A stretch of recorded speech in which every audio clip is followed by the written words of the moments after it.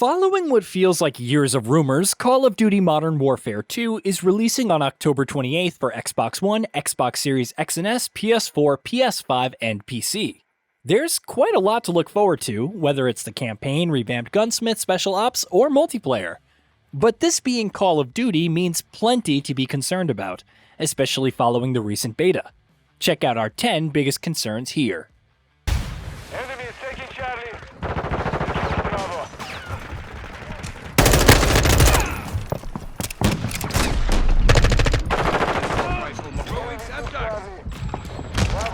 Story. The original games were full of action movie homages, insane plot twists, and much more. It could be fun, though painfully short, and truly felt like Call of Duty had jumped the shark. Could the current Modern Warfare 2's campaign follow suit?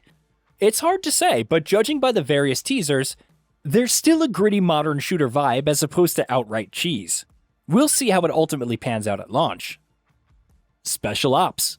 Special Ops is making a comeback and offers asymmetrical missions for 2 players. It sounds good, until you realize that no gameplay or details have yet been provided. Also, given how lackluster Special Ops was in Modern Warfare 2019, we're skeptical whether the sequel will be better or not. Map design.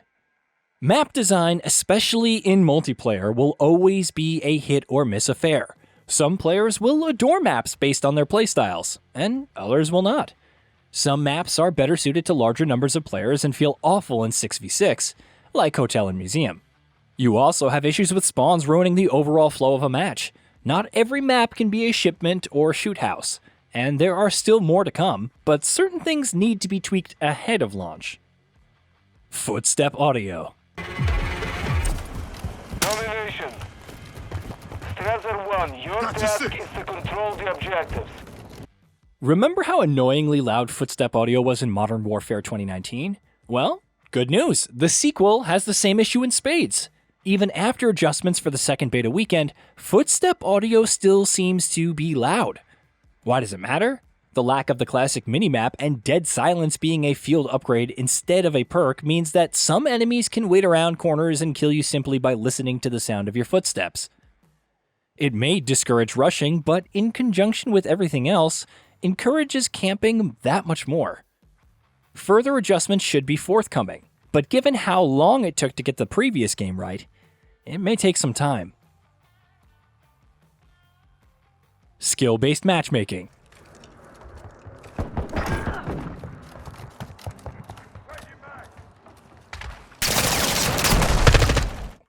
In general, skill-based matchmaking, or SBMM, isn't a bad thing since it helps to protect less skilled players from constantly getting stomped. The more skilled players will face tough competition, but that's the point.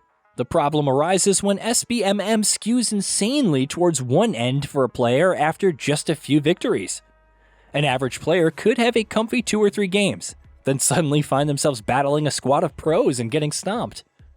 This was the pattern in previous games and most Call of Duty games over the years. Judging by the recent beta, it seems to have carried over to Modern Warfare 2. It becomes all the more annoying when connection quality is affected, to the point where you seem to die instantly when enemies soak up the damage.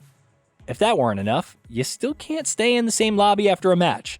Found a nicely balanced lobby? Too bad, because the game needs to find new opponents to stomp you.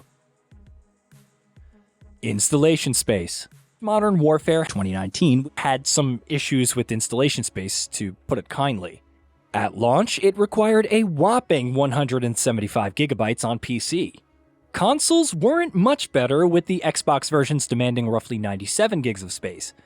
The hefty patches only made things worse, and it wasn't long before even 250 gigabyte SSDs couldn't contain it on PC.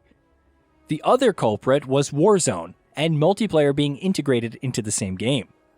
While it was possible to install select components on consoles, PC users had no such luck.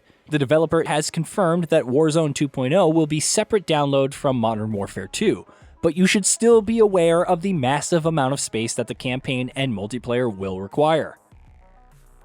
Let's have ourselves a gunfight! Missile patrols are on the bridge! Bugs and glitches.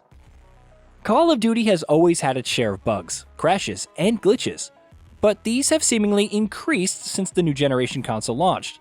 Despite Modern Warfare 2 running on the new unified Call of Duty engine, those issues are still happening. Look no further than the recent multiplayer beta, which is causing crashes on Xbox platforms. Yes, it's a beta, and the developer is working on a fix.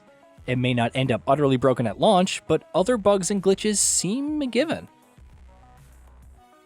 Visibility issues. Muzzle smoke opacity, muzzle flash visibility, being unable to distinguish between friendlies and enemies, it wouldn't be a Call of Duty title without some visibility issues. The developer is aware of the issues from the beta and seemingly provided some improvements for its second weekend. Unfortunately, there are still complaints about visibility, with enemies at range being tough to spot. Perhaps nameplates above the enemy heads will be added, or perhaps not. Time will tell, but it's only one way to mitigate the overarching problem. User interface. You'd think that getting into a match would be the simplest thing in the world. Never mind navigating Gunsmith, a pivotal part of the customization experience. However, the UI in the beta has very little positive to write home about.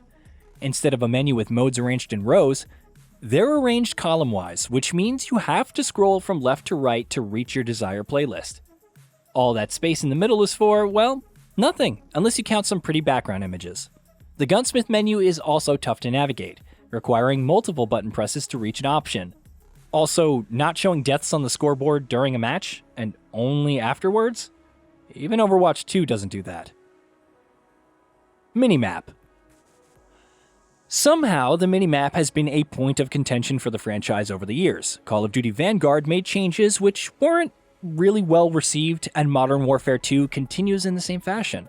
The minimap will only show enemy player dots if you have a UAV active. Otherwise, you'll need to rely on your ears and follow the sound of gunfire, or footsteps. In its community update post addressing the same, Infinity Ward said, "The design reason for this is that we do not want to punish players for firing their weapons.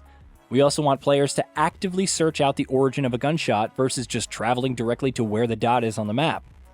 It sounds all well and good, but with the current footstep audio, specific maps and modes, and so on, camping is all the more favorable now. You could argue that UAVs are active 24/7 anyway, so it shouldn't matter, but it still feels like fixing something that wasn't broken. The developer is still gathering feedback on the same, so we'll see if it makes it to launch. But beta players are less than thrilled about the change.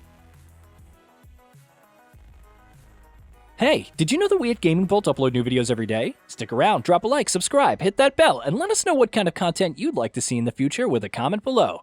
And be sure to check out our new channel, GB Plays.